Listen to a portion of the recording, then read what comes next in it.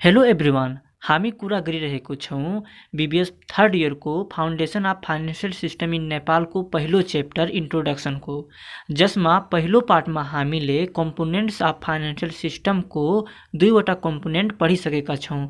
यस भिडियोमा हामीले अन्य कम्पोनेन्ट्स र बाँकी बचेको टपिकलाई कभर गर्नेछौँ। ल अब भिडियो सुरु गर्ने। फाइनेन्सियल एसेट पछि अब आउँछ फाइनेन्सियल मार्केट। अब बुझ्ने फाइनेन्सियल मार्केट हो के। वित्तीय आवश्यकता पूरा गर्ने उद्देश्यले निष्कासन गर्ने सेयर, ऋणपत्र र यस्तै अन्य प्रकारको हस्तान्तरणीय र बजार योग्य प्रतिभूतिहरूको खरिद बिक्रीमा संलग्न बजारलाई वित्तीय बजार भनिन्छ। इन सर्ट बुझ्ने फाइनेन्सियल एसेटको खरिद बिक्री हुने बजारलाई फाइनेन्सियल मार्केट भनिन्छ। यसरी फाइनेन्सियल मार्केटले फाइनेन्सियल एसेटको क्रेता र विक्रेता बीच सम्पर्क गराई प्रतिभूतिहरूको विनिमय तथा हस्तान्तरण गर्ने कार्यमा सहयोग पुर्याउने बजारलाई वित्तीय बजार भनिन्छ। अब दृश्य हालौँ फाइनेन्सियल मार्केटको स्ट्रक्चरमा। अब हेर्नुहोस्, मार्केट्स फर फाइनेन्सियल सिक्युरिटिज दुई प्रकारको सिक्युरिटिज हुन्छ। एउटा हुन्छ डेप्ट सिक्युरिटिज र अर्को हुन्छ इक्विटी सिक्युरिटिज। पहिला बुझ्ने डेप्ट सिक्युरिटिज के हो। डेप्ट securities is a tradable form of loan. यो लोनको एउटा ट्रेडेबल फर्म हो जहाँ इस्वर हुन्छ र होल्डर हुन्छ। होल्डर चाहिँ लिगल ओनर अफ डेप्ट इन्स्ट्रुमेन्टको हुन्छ। यसरी होल्डरले इस्वरलाई पैसा डेप्ट इन्स्ट्रुमेन्ट प्रोभाइड गर्छ र इस्वरले फ्युचरमा उसलाई इन्ट्रेस्ट सहित प्रिन्सिपल फिर्ता गर्नुपर्ने हुन्छ। हेर्नुहोस्, गभर्मेन्ट रहेको छ जसलाई पैसाको आवश्यकता छ र कुनै इन्डस्ट्री पनि छ जसलाई पैसाको आवश्यकता छ। त्यही कारणले गर्दा त्यसमा बचतकर्ता वा इन्भेस्टर चाहिँ पैसालाई दिन्छन् र गभर्मेन्टले र इन्डस्ट्रीले बोन्ड, नोट र डेप्ट इन्स्ट्रुमेन्ट निकाल्छन् र त्यसलाई इस्यु इन्भेस्टरले गर्छन् जसलाई इन्ट्रेस्ट सहित प्रिन्सिपल फिर्ता गर्नुपर्ने हुन्छ। डेप्ट सिक्युरिटीमा के हुन्छ, यहाँ चाहिँ इन्भेस्टरलाई सर्टन पिरियडको लागि लगानीकर्तालाई प्रिन्सिपल सहित इन्ट्रेस्ट दिने गरिन्छ, किनभने यो मनी मार्केट हो जसको मेच्युरिटी पिरियड 1 वर्ष र 1 वर्षभन्दा बढी र 1 वर्ष बराबरको हुन्छ। अब बुझ्ने इक्विटी सिक्युरिटिज के हो। अब हेर्नुहोस्, यहाँ एउटा कम्पनी, इन्डस्ट्री रहेको छ जसलाई मनीको आवश्यकता छ अपरेट गर्नको लागि आफ्नो कम्पनी राम्रोसँग। त्यही भएर त्यसले स्टक निष्कासन गर्छ। स्टक निष्कासन गर्दा इन्भेस्टरले त्यसलाई किन्छन्। स्टकलाई जुन कम्पनीको मालिक हुन जान्छन् इन्भेस्टर चाहिँ। यहाँ कम्पनीले इन्ट्रेस्ट दिँदैन, कम्पनीले ओनरसिप दिन्छ इन्भेस्टरलाई। जति ग्रो हुँदै जान्छ त्यसको प्रॉफिट सेयर गरिन्छ इन्भेस्टर। यसरी ओनरसिपलाई डिभिडेन्ड दिन्छन्, इन्ट्रेस्ट दिँदैनन्। यसरी इक्विटी सिक्युरिटिजलाई क्यापिटल मार्केट पनि भनिन्छ, पुँजी बजार पनि भनिन्छ। अब क्यापिटल मार्केट चाहिँ दुई प्रकारको हुन्छ। एउटा हुन्छ प्राइमेरी मार्केट र अर्को हुन्छ सेकेन्डरी मार्केट। प्राइमेरी मार्केटमा पहिलोचोटि आइपिओ निष्कासन हुन्छ जहाँ पहिलोचोटि खरिद बिक्री हुन्छ सेयरको। तर सेकेन्डरी मार्केट चाहिँ पहिलेदेखि इस्युड सेयरहरूलाई पुनः खरिद बिक्री गरिन्छ सेकेन्डरी मार्केटमा। अब हेर्न सक्नुहुन्छ सेकेन्डरी मार्केटको पनि टाइप दिएको छ। पहिलो हो अर्गनाइज्ड स्टक एक्सचेन्ज। अर्गनाइज्ड स्टक एक्सचेन्ज भनेको प्रतिभूतिहरू खरिद बिक्री गर्न र व्यापारिक क्रियाकलापहरूलाई नियन्त्रण गर्नको लागि स्थापना गरिने औपचारिक संस्थालाई साङ्गठनिक विनिमय बजार भनिन्छ। अब हेर्नुहोस्, ओभर द काउन्टर मार्केट के हो। प्रतिभूतिहरूको खरिद बिक्रीमा संलग्न दलालहरू, डिलरहरू र बजार निर्माताहरूमा द्वारा अनौपचारिक र असंगठनिक तरिकाले सञ्चालित बजारलाई ओभर द काउन्टर बजार भनिन्छ। अब आउँछ फाइनेन्सियल सिस्टमको चौथो कम्पोनेन्ट्स ऐन र नियमावली, एक्ट एन्ड रेगुलेसन। जहाँ ठुलो मात्रामा व्यापार हुन्छ, कारोबार हुन्छ, त्यहाँ फ्रडको चान्स धेरै हुन्छ। त्यसैबाट बच्नको लागि एक्ट एन्ड रेगुलेसन जारी गरिएको छ। कुनै प्रकारको सट्टेबाजीबाट, थर्ड पार्टी स्किमबाट सुरक्षा प्रदान गर्ने हेतुले स्थापना भएको हुन्छ। वित्तीय कारोबारमा सुरक्षा प्रदान गर्ने गर्छ ताकि कुनै प्रकारको अवैध कारोबार नहोस्। यसको लागि नियम ऐन स्थापना भएको हुन्छ। जस्तै नेपालको समग्र ब्याङ्किङ तथा विनिमय प्रणालीको सम्वर्धनको लागि ऐन 2000 58 जारी गरिएको छ। बैंक तथा वित्तीय ऐन 2073 जारी गरिएको छ। बीमा व्यवसायलाई व्यवस्थित नियमित गर्नको लागि ऐन 2049 तर्जुमा गरिएको छ। पुँजी परिचालन पुँजी बजारको विकास ऐन पत्र 2063 जारी गरिएको छ। नागरिक लगानी कोष ऐन 1991 जारी गरिएको छ। सामाजिक सुरक्षा कोष ऐन 2018 लागू गरिएको छ। अब यहाँ आउँछ पाँचौं कम्पोनेन्ट्स रेगुलेटरी अथोरिटीज नियमनकारी निकायहरू। नियमनकारी निकाय भनेको वित्तीय प्रणाली अर्थतन्त्रमा सक्षम र प्रभावकारी तरिकाले वित्तीय स्रोतहरू परिचालन गर्नको लागि नियम कानुनको प्रभावकारी आवश्यकता पर्छ। यसरी सरकारले विभिन्न निकायहरूको गठन गरी नियमन गर्ने अख्तियार प्रदान गरेको हुन्छ। उदाहरणको लागि नेपालको वित्तीय प्रणालीको स्थापनामा नेपाल राष्ट्र बैंकले नियमनकारी निकाय रेगुलेटरी अथोरिटीजको रूपमा कार्य गर्दछ। यसरी चाहिँ नेपालको हरेक वित्तीय सिस्टमलाई केन्द्रीय बैंकको रूपमा नेपाल राष्ट्र बैंकले वाणिज्य बैंकहरू र अन्य वित्तीय संस्थाको नियमन गर्दछ। त्यसैले नेपाल राष्ट्र बैंकलाई बैंकको नियमनकारी रेगुलेटर अफ द बैंक पनि भनिन्छ। अब नेपाल राष्ट्र बैंकले वित्तीय कारोबार गर्नको लागि अनुमति पत्र जारी गर्छ, चार्टिङ गर्छ, नियमन गर्छ, रेगुलेटिङ गर्छ, सुपरिवेक्षण गर्छ, सुपरभिजिङ गर्छ र जाँच गर्छ, एक्जामिनिङ गर्छ। यसरी चाहिँ नियमनको दायरामा रहेर वित्तीय कारोबारको अनुमति प्राप्त हुन्छ र सञ्चालन हुन्छ। अब यहाँ हेरौँ अर्को topic process of fund transfer surplus unit to deficit unit. बचत एकाइबाट घाटा एकाइमा कोष स्थानान्तरण प्रक्रिया। यस टोपिकमा हामी यो जान्नेछौँ कि कसरी बचत एकाइबाट घाटा एकाइलाई वित्त हस्तान्तरण गरिन्छ, अर्थात् सेभरबाट युजरलाई कोषको प्रत्यक्ष र अप्रत्यक्ष कसरी हस्तान्तरण गरिन्छ। बचत गर्नेबाट लगानीकर्तालाई वित्तको हस्तान्तरण कुन कुन प्रक्रियाले गर्न सकिन्छ त्यही कुरा यसमा जान्नेछौँ। तो पहिलो हो डाइरेक्ट ट्रान्सफर अफ फन्ड, कोषको प्रत्यक्ष स्थानान्तरण कसरी हुन्छ।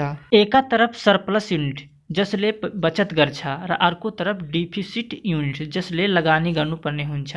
यसरी सरप्लस युनिटबाट फन्ड फ्लो डाइरेक्ट रूपमा डिफिसिट युनिटलाई ट्रान्सफर हुन्छ र डिफिसिट युनिटबाट फाइनेन्सियल एसेट डाइरेक्ट सरप्लस युनिटलाई फ्लो हुन्छ, जसमा चाहिँ बीचमा कुनै प्रकारको फाइनेन्सियल इन्टरमेडिएट हुँदैन, वित्तीय मध्यस्थकर्ता हुँदैन, डाइरेक्ट रूपमा फन्ड ट्रान्सफर हुने कार्य हुन्छ। जसको कारणले कोषको परिमाण, आकार, उपलब्ध कोष, परिपक्व अवधि, जोखिम र सूचना प्रवाहमा देखिने निम्न प्रकारको विविधताहरूले गर्दा बचतकर्ता र मागकर्ताका आवश्यकताहरूबीच असमञ्जस्यता मिसम्याच देखिन्छ।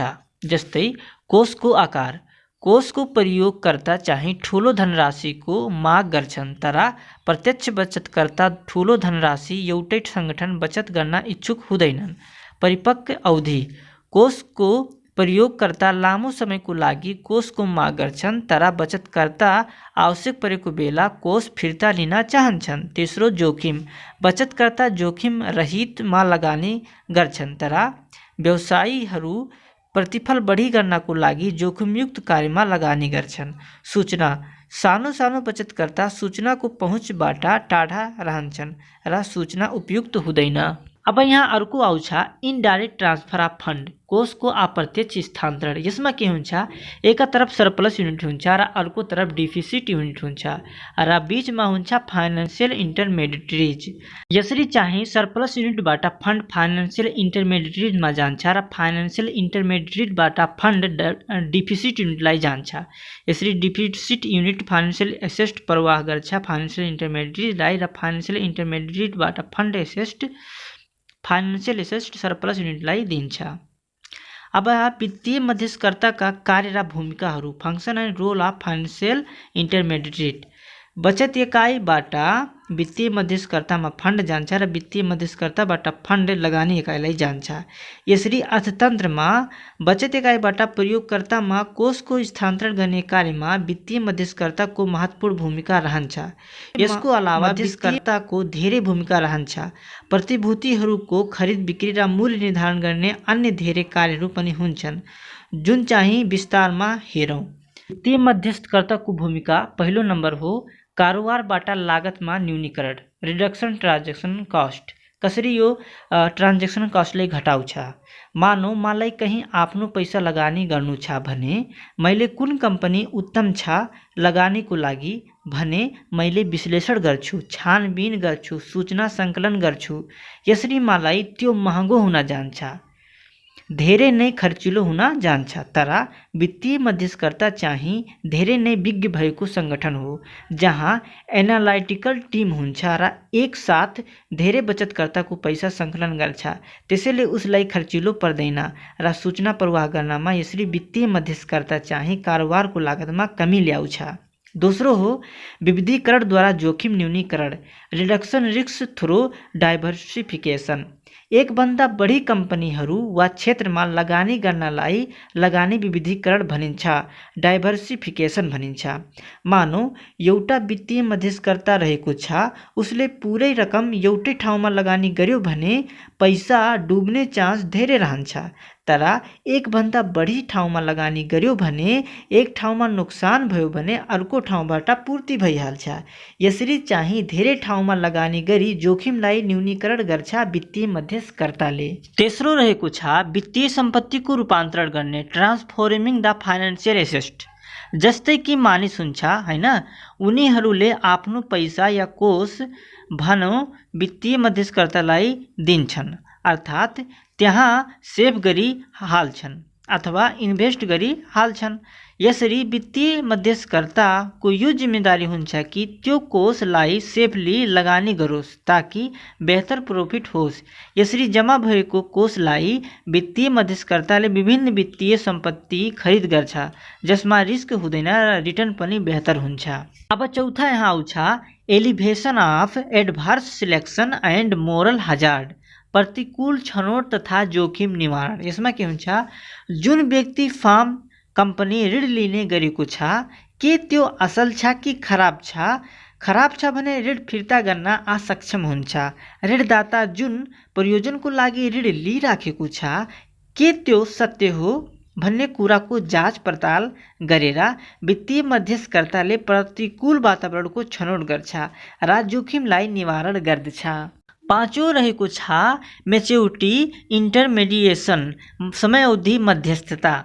जुन व्यक्तिलाई कम्पनीको लागि पैसाको आवश्यकता हुन्छ त्यो लामो समयको लागि पैसाको माग गर्छ, तर सानो सानो बचतकर्ता चाहिँ लामो समयको लागि लगानी गर्न तत्पर हुँदैनन्। यस्तोमा वित्तीय मध्यस्थकर्ता अधिकांश मात्रामा सानो सानो लगानीकर्ताद्वारा पैसाको सङ्कलन गर्छ र लामो समयको लागि ब्रोवरलाई दिन्छ र मध्यस्थकर्ताले चाहिँ नयाँ नयाँ बचतकर्ता सदैव खोजी गरिरहेको हुन्छ। यहाँ छैठौँ रहेको छ प्रोभाइडिङ पेमेन्ट मेकेनिजम, भुक्तानी संयन्त्र उपलब्ध गराउने। अब हेर्नुहोस्, पुरानो प्रणाली अन्तर्गत नगदको लेनदेन हुन्थ्यो, तर आजभोलि कम्प्युटर विद्युतीय सञ्चार मार्फत सजिलै कोषलाई हस्तान्तरण गर्न सकिन्छ। आजभोलि draft, debit card, phone pay, Google pay, net banking, Swift मार्फत सेफली तरिकाले कोषलाई एक ठाउँबाट अर्को ठाउँमा ओसार प्रसार गर्न सकिन्छ। यो थियो role and importance of financial इन्टरमेडिएटरिजको हैन। अब आउँछ नेपालको वित्तीय प्रणालीको आकार र संरचना, size and structure of Nepalese financial system. अब सबै बैंक र फाइनेन्सियल इन्टरमेडिएटरिज र फाइनेन्सियल एसेट र प्रोभिजन सबै फन्डको बाप अर्थात् पिता चाहिँ नेपाल राष्ट्र बैंक हो। त्यसैको अधीनमा रहेर सबै बैंकहरू चाहिँ कार्य गर्दछन्। अब यहाँ टेबल हेर्दै हुनुहुन्छ तपाईहरूले, बैंक एन्ड फाइनेन्सियल इन्स्टिट्युसन चाहिँ यहाँ दिएको छ, commercial bank, development bank, finance company, micro finance institution र यो सबै दिएको छ, जसमा 2022मा टोटल नम्बर चाहिँ 125 वटा रहेको छ। अब इन्सुरेन्स कम्पनी र रि इन्सुरेन्स कम्पनी चाहिँ 2022मा जम्मा जम्मी चाहिँ रहेको छ 41 वटा, अनि सिक्युरिटी मार्केट इन्स्टिट्युसन चाहिँ रहेको छ 2022मा टोटल नम्बर 164, अनि अदर चाहिँ फाइनेन्सियल इन्स्टिट्युसन चाहिँ यहाँ दिएको छ 335 वटा टोटल 2022मा। यसैको साथ हाम्रो पहिलो च्याप्टर समाप्त हुन्छ।